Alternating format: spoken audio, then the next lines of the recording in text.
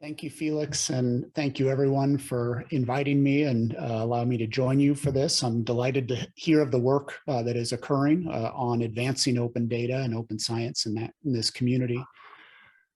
My research background, and I'll share my slides while I get started, is in trying to understand the gap between values and practices. What we think we should do, what we want to do, what we're trying to do versus what we actually do in our everyday behavior. And most of my substantive work has been on how the culture constrains our behavior and how biases in our minds that we may not be aware of or may not be able to control may influence us doing things that are different than our conscious intentions, desires, and goals. And the Center for Open Science, which is a nonprofit culture change organization that spun out of my lab in 2013, is a practical application of that research interest. Our primary goal is to align the values that we have for science, openness, integrity, reproducibility, with the daily practice of science, how it is we conduct our work, how we're rewarded for our work, and what the standards and norms are for doing our work. So what I'd like to talk about today is the challenge that we face in the research culture as it presently exists, and how open science can enable some solutions to get us closer to how we idealize research to operate, and then some markers of progress that we are in fact making some headway on these changes. If you would like access to the slides, there's a link there, and I'll put up a link again at the end. So let's start first with what are the values and norms of science? What is it that we aspire for science to be? And there are many ways to characterize this, but I particularly like starting with Robert Merton's Norms of Science, where he tried to characterize what is science as a distinct way of knowing things about the world compared to other ways of knowing things. And he proposed 4 norms of science that I'll characterize quickly here. The first being communality, the open sharing of information. When I make a research claim, you don't come to believe it just because I say, no, this is what I found, trust me, trust me. You come to believe it or not based on being able to evaluate the methodology, observe the data that I collected, and understand the inference process that I applied to that data to draw the conclusions that I drew.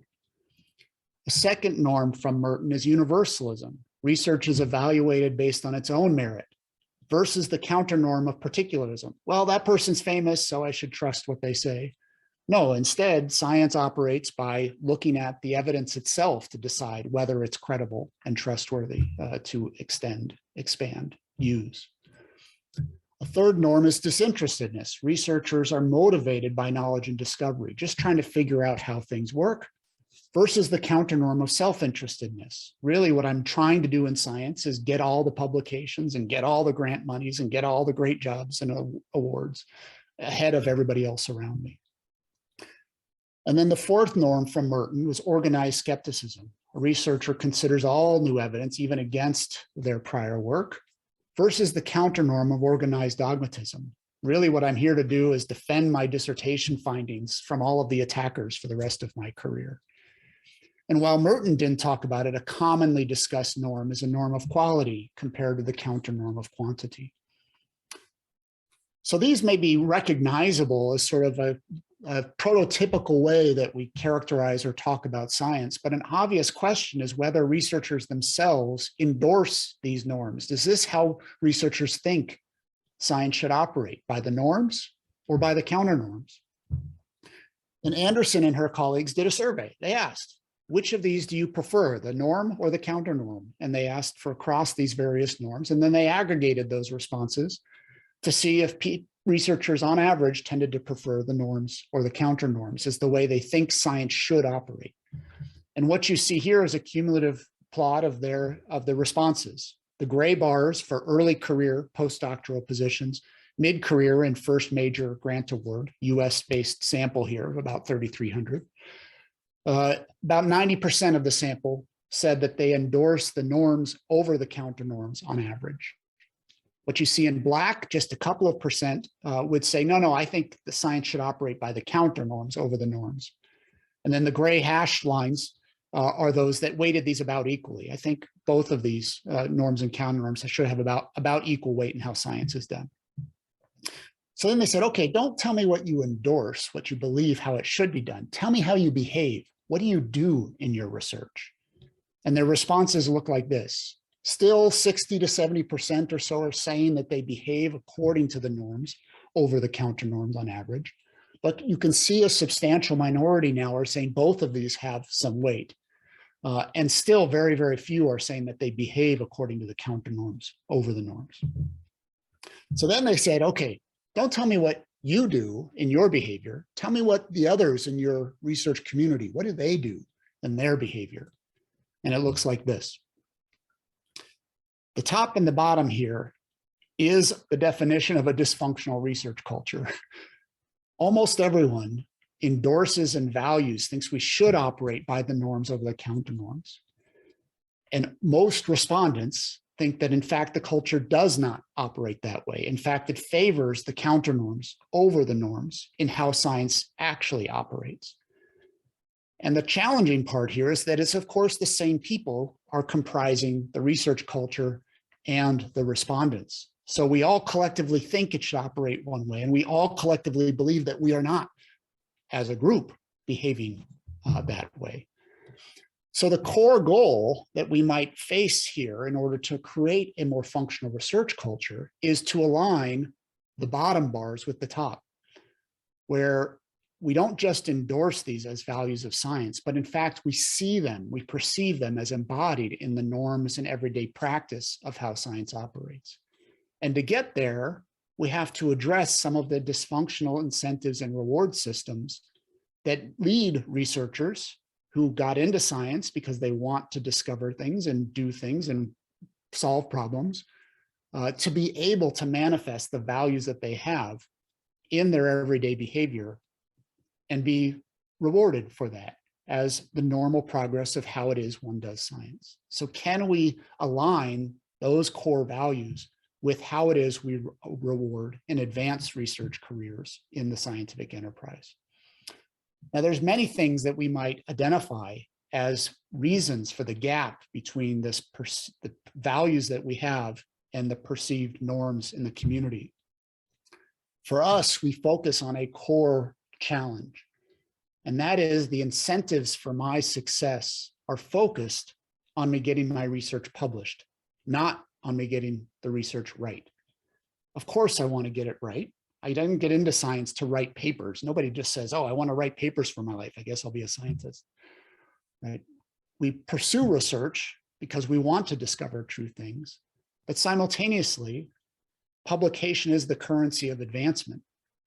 And I know that some things are more publishable than other things. It's easier to get published finding a positive result rather than a negative result. It's easier to get published finding a novel finding rather than trying to repeat and extend or increase confidence in an existing claim that someone else had made. And it's easier to get published if my findings are neat and tidy and all fit together, compared to things that don't quite fit and have exceptions and parts that we don't yet understand. So a positive, novel, tidy story is the best kind of story in science because it is the best kind of thing. If you discover something new, provide a complete and clean explanation for that, you've made an enormous contribution to research. But of course, as we all know, our research doesn't work that way very much, right? Science is messy. There's lots of false starts. There's lots of things that don't fit. The emergence of a clean, tidy, theoretical understanding of empirical data takes a long time to accumulate. It takes a lot of experience and development of all of understanding what is happening in that phenomenon. But the reward system doesn't operate on that long scale time frame. It operates paper by paper. And so we have these strong incentives to make each paper as novel, as positive, as tidy as possible in order to maximize our career advancement. And that creates a real challenge because now there's a conflict of interest. My career success is contingent on the kinds of results that I obtain in order to advance my progress in my career. And so this can have multiple consequences in facilitating that dysfunctional culture. Those initial incentives for how I can get published make it more likely that I will get published if I selectively report, if I leave out the negative results or the inconvenient findings to show a tidier story. It'll be easier for me to meet those incentives if I deploy questionable research practices, right? I can analyze my data many ways. Some of those ways will look better for publication. I may intentionally or unintentionally just rationalize to myself that the analysis strategy that looks better for publication is in fact the right analysis strategy, and reject the ones that don't quite produce the findings that I need to make it a novel, good story. There's very little reason for me to be transparent or share my materials, my protocols, my code, my data, because that's not directly linked to my reward, how it is I can advance my career. And replication studies are going to be rare if the reward system is about novelty. Why would I replicate my own findings? Because all that I can do is lose confidence in that initial finding and therefore lose the chances for my reward. And why would I bother replicating your work? Because I'm not going to get rewarded for that in the way that I need to. So with those behaviors, we end up facilitating a reduction in the credibility of the published literature, because we are not reporting the research as it is, but rather an exaggerated version of it. And we are not allowing what we idealize science to be as self-correcting to work very efficiently, because you can't see how it is I actually got to my claims. You don't have access to things that would help you to do that self-correction process. And we're not doing the kind of research that would facilitate the interrogation of existing claims to verify their credibility. And all of that long-term will produce waste. We'll have slower progress and poorer returns on our research investments because we don't have the verification and quality control mechanisms in place to really advance the research process. So what I want to spend the time on, and we can talk more about the evidence about any of those links in the discussion. But I want to spend the rest of the time on is on the solutions. How is it that we can address this dysfunctional culture, and what steps can we make to make progress on that? And I want to focus on these four: open data, open materials, pre-registration, and registered reports, and recognition that there are many other things that can be improved in the research process.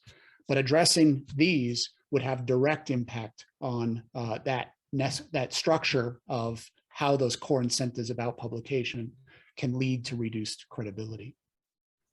So let me start with open data and open materials. The most direct impact of me sharing the materials, the protocols, the code that I use to generate my work, and then the data that was generated by that protocol or in those data, is that it maximizes the transparency and facilitates the self-corrective processes that we idealize for science. By showing you my data, you can reproduce the findings just to check if I made errors. You can subject that data to alternative analysis specifications to see if my findings are robust or specific to particular analysis strategies I selected. And you can aggregate that data with other data to apply novel uses that I did not think of or apply in the work that I did. And by sharing the materials, you'll have a better understanding of how it is that data was generated in the first place, because my characterization in the methods may not be a complete characterization. It cannot be a complete characterization of the research protocol, because there's always more details that get summarized in text. And you have more opportunity to take how it is I did that research and replicate or extend it, challenge it with new paradigms by applying very similar methodologies rather than trying to guess from my written word of how it is I actually did the research. So we can see the challenge for what seems straightforward for that play out in a number of different ways. A recent one is a project that we just published in early December, which was the outcome of an 8-year project to conduct replications of findings in preclinical cancer biology research. We began with a sample of 193 experiments from 53 papers. and we were ultimately only able to complete 50 replications of those 193 because we experienced challenges at every step of the process of trying to design and conduct these replication studies. First challenge is that only 2% of those 193 experiments had open data, where we could access the data to verify the findings, conduct power analyses, et cetera. Even after making requests to the original authors, only 16% of those experiments were we able to get the raw data. And another 30% or so, we were able to get just summary data, like the actual summary statistics. And in most cases, we were not able to get anything about the original data. Then we tried to design a protocol to conduct the experiments using just what we had in the paper and the supplementary materials. And we were able to complete a full protocol for 0 of the 193 experiments because there just wasn't enough information. There was always some open questions about how they did the experiments. Sometimes they were very minor questions. Sometimes they were expansive, like we don't even know where to start with the experiment based on what was described in the paper. When we reached out for reagents to the original authors, sometimes there's a particular animal model, for example, that we would need access to in order to be able to conduct the experiments. 73% said that they were willing to share. Still, a substantial portion said that they were not. But even those that said they were willing to share, a substantial portion when we actually got into doing the experiments did not share in the end. We also, because of that, those ambiguities in the protocol that we couldn't get enough information from the methods section itself, we asked the authors for help. Here's a set of questions that we have of how we can design an effective replication. And the helpfulness of the research community was bimodal. There were some that were incredibly helpful, put aside time, brought old original authors that had moved on to other places to help with giving feedback on those designs. And so those protocols benefited tremendously from that. And another sample of the original authors were not helpful at all, either just completely ignored our responses or reacted in ways that you wouldn't call collegial exactly. So that was another barrier to even conducting these replications. And then in the end, we started 187 experiments from all of those barriers. And then barriers in the actual implementation of the experiments, things going wrong, not being able to solve problems that appeared to be solvable in the original paper, led to just 50 ultimately being completed. So that's a lot of barriers that are unnecessary barriers, and even be able to assess and then potentially conduct replication studies to verify original findings.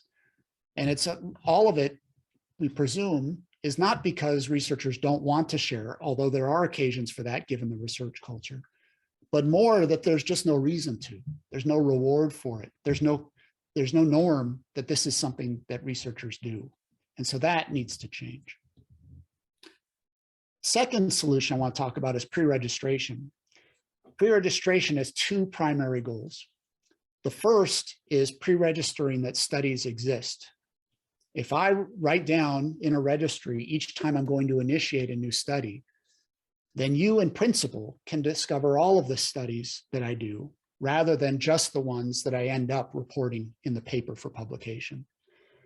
So that would give opportunity to reduce the selective reporting of just those studies or findings that worked and ignoring the research literature that doesn't, right? The common phrase for this is publication bias or production of a gray literature that's less discoverable than the published literature. The other thing that pre-registration does is dramatically mitigate the opportunities for questionable research practices that can occur unintentionally during the research process. And it does so by pre-committing to analysis plans so that you know precisely which analyses were planned in advance and which were unplanned, were responsive to the data as we were analyzing it. Both planned and unplanned research, sometimes called confirmatory and exploratory research, are vitally important for research progress. But the challenge that gets introduced is when we mix up unplanned exploratory research as if it were confirmatory planned findings. And we then get an exaggerated sense of the reliability of those findings, where we should be more qualified given the greater uncertainty of data contingent analysis and potential overfitting. So pre-registration can help address those. And we can see lots of examples in the research literature where these practices end up occurring potentially in unintended ways, but also having substantial consequences. So I'll give two examples from the literature. This one is by Annie Franco and her colleagues, where they went to, took an opportunity to look at selective reporting as it occurs from a NSF-funded project called TESS, Time Series Experiments in Social Sciences. And the way that TESS operates is it has access to a very valuable sample, a representative sample of US adults, and researchers can apply with a proposal to have experiments run on this sample, and then they receive the data back. And it's extremely valuable because it's free, right? If my proposal is accepted, they will run the study for me and return me an experimental result on a representative sample. Very expensive to do otherwise. But a requirement for TESS is that I have to submit my entire proposal and analysis plan, what the experiment is, and well, actually, I don't think you have to submit the analysis plan. You have to submit the entire experiment and all the information about it. And then the data is made openly available so that anyone can use it afterwards. So what Franco and her colleagues did was they went to the experiments that had been published eventually from the TESS database. And then they looked at how many outcome variables were there in the original experiment, because they have the actual materials, and how many outcome variables were reported in the paper about that experiment. And what you would expect is that all of the dots, which represents each experiment, would be on the diagonal line. If there were 10 outcome variables in the experiment, the questionnaire, then there would be 10 outcome variables noted in the article. Whether results were reported or not, just noted that they exist was their low-level criterion. And what you can see is that there are many points that are below the line. About half of the experiments, I think, were missing one or more outcome variables. And then they further reanalyzed the data because it was available to see whether there's a difference in what was reported versus what wasn't reported. And what they observed is that for the reported tests, that the median p-value was 0.02, so significant, right? 63% had a p less than 0.05, and the median effect size was 0.29. For the outcome variables that were left out, the median p-value was 0.35. Only 23% of the findings were significant, and the effect size was less than half. So it was not an unbiased random selection of outcomes that were reported in the final papers. It was the findings that were more likely to be publishable, more positive, stronger effects than those that ended up getting ignored.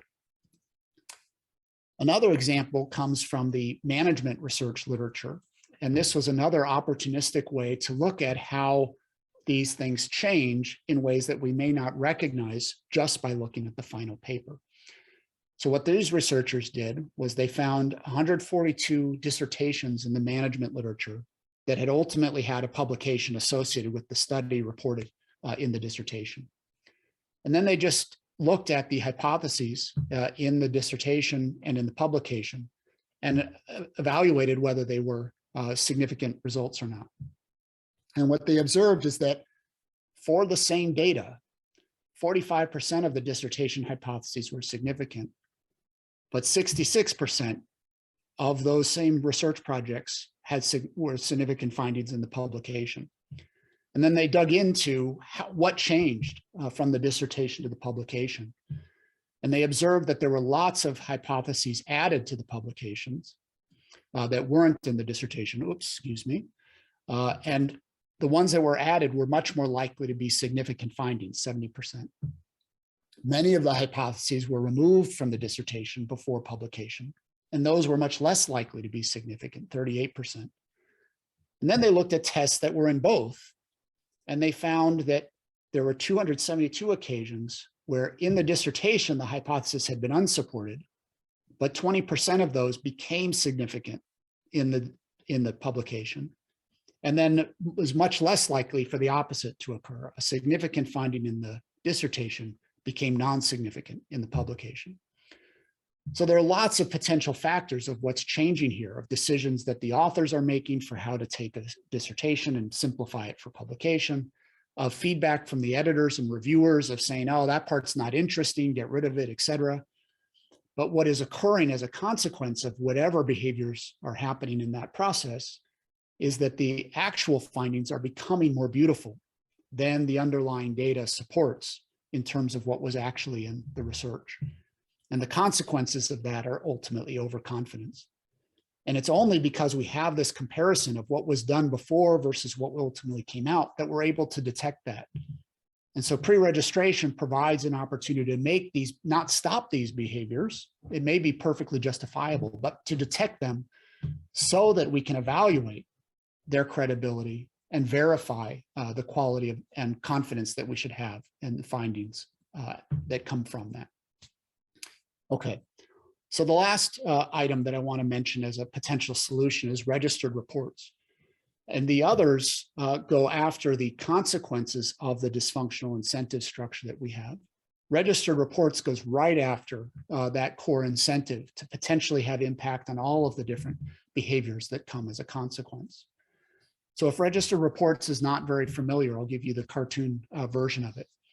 So here is the research process. We design a study, we collect and analyze the data, we write a report, we publish it. But of course, there is that one big barrier between writing the report and publication, which is peer review. In this context, all of the incentives for me as an author are focused on me making that report as positive, novel, and tidy and beautiful as possible so that it gets through that peer review process and accepted for publication. The key change in the registered reports model is to move the first stage of peer review at the journal to right after the design stage. So what I as an author do with a registered report is I submit to the journal my research question, some preliminary research that shows the viability of my methodology, if I have some exploratory work to say, here's how we're approaching this.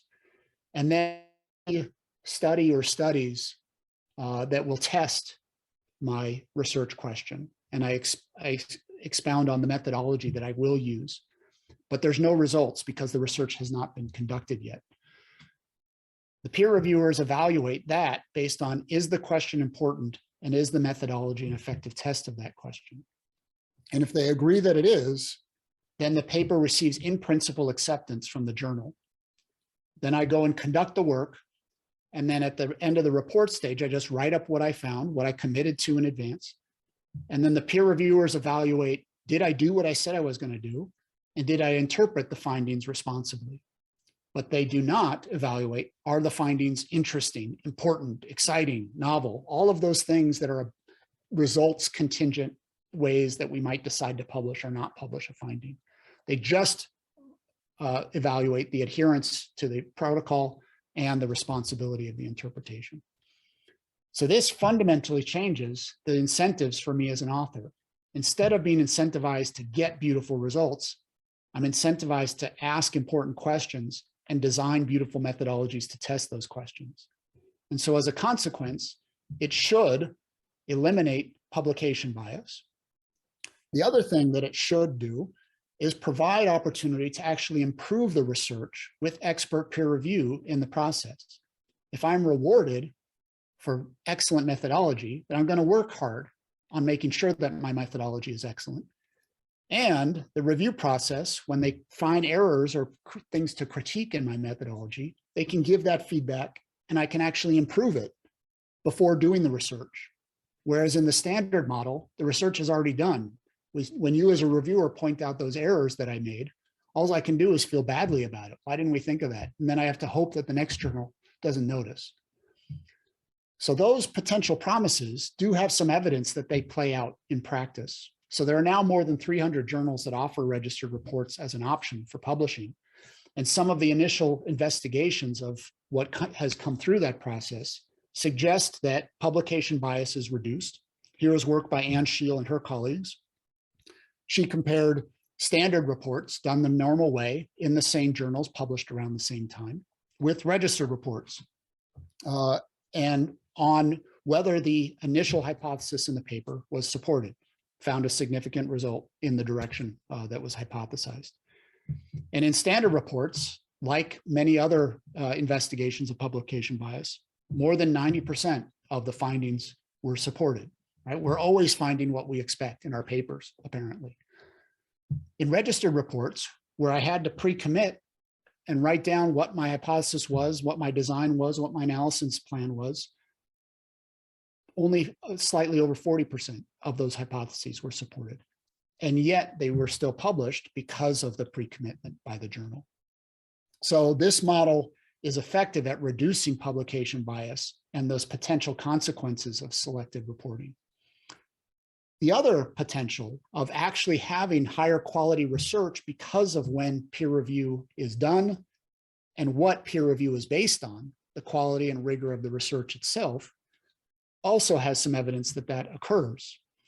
So this is a project that we published earlier last year, where we conducted a new peer review process of published register reports and comparison articles from the same authors or in the same journals or on the same topics published around the same time.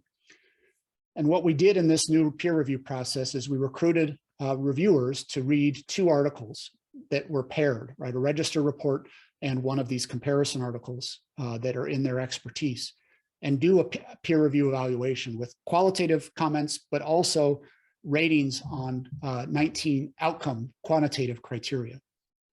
And then they evaluated the papers in 3 stages.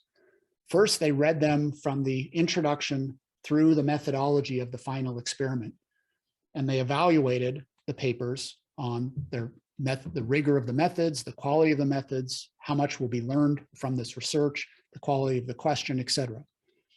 And what you see here in the top in the pinkish is anything, these are Bayesian credible intervals with the dot showing the estimate, and then 80 and 95% for the lines, the black lines, thick and thinner. And then the vertical is the 0 estimate of difference between the register report and its comparison article or articles. And so you can see that on every criterion, the register report was evaluated as higher quality or more rigorous than the comparison article, from substantially on things like methods, rigor, and quality of methods, to slightly things like creativity of methods and the novelty of the question. Then they read the final part of the article and then rated it again on additional criteria. So now they know the findings, they've seen the results section, they've read the discussion of the final article, part of the article.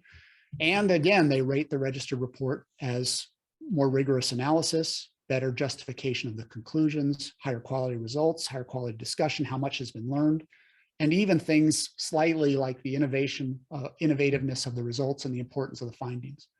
And that's despite the fact that more of those findings are negative results compared with the comparison articles. And then finally, oops, pardon me, they read the abstract and the title and gave global evaluations of the project, of the papers, and register reports outperformed these original articles. So these two examples have initial evidence, at least, that directly going after the incentives in the publication process may facilitate more rigor, more credibility in the final results than the current system as we have it. Of course, there may be all kinds of boundary conditions and other things that emerge as these models become more popular, but this is at least encouraging initial evidence to keep pursuing research and activity on these mechanisms. So let me close so we have a little bit of time for discussion and questions, just by returning to this model and identifying how each of these can contribute to the lessening of the pressure on in the system on doing things that are results contingent rather than rigor and quality contingent, so that we maximize the information gain and the quality of the information that we produce in our research process. If we adopt registered reports and things like pre-registration, open data, and open materials, we will facilitate both increasing the credibility of the literature, but also promote self-corrective processes so that we can identify errors and challenges in literature and make it easier to extend and validate the work that we are doing, and ideally, in the long term, reduce waste. I don't know what all that is about. Let's escape out of this for a second and start it again. I suspect there's some intrusion. Okay, trying this again. Okay, so let me conclude with noting that the culture is changing. We identified at the start some real challenges for how it is that the research culture is operating, but we have had a number of years go by and are finding evidence that, is this coming up for you too, of these scribbles and other things? Again, it immediately disappears when I stop sharing.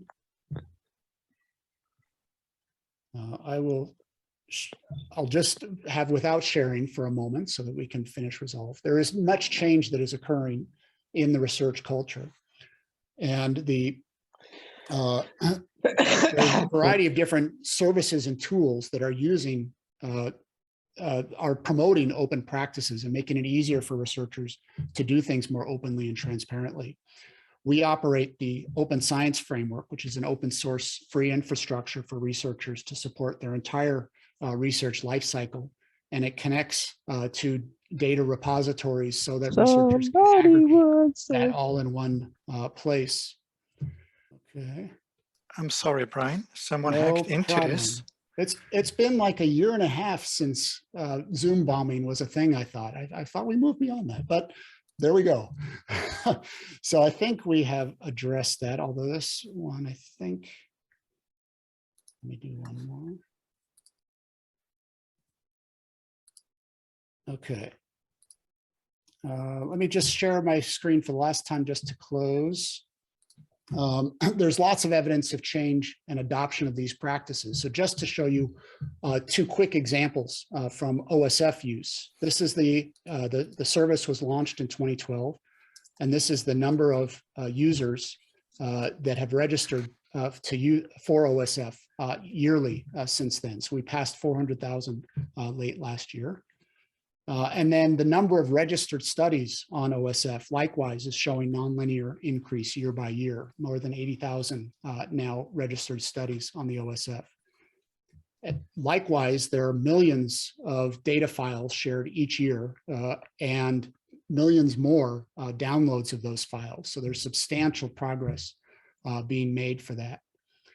So the slides are available. I will make those, provide the link in the chat and you can download those. But I thank you everyone for your time and attention and engagement on this and the work that you're doing to promote open science. So thanks very much for your time.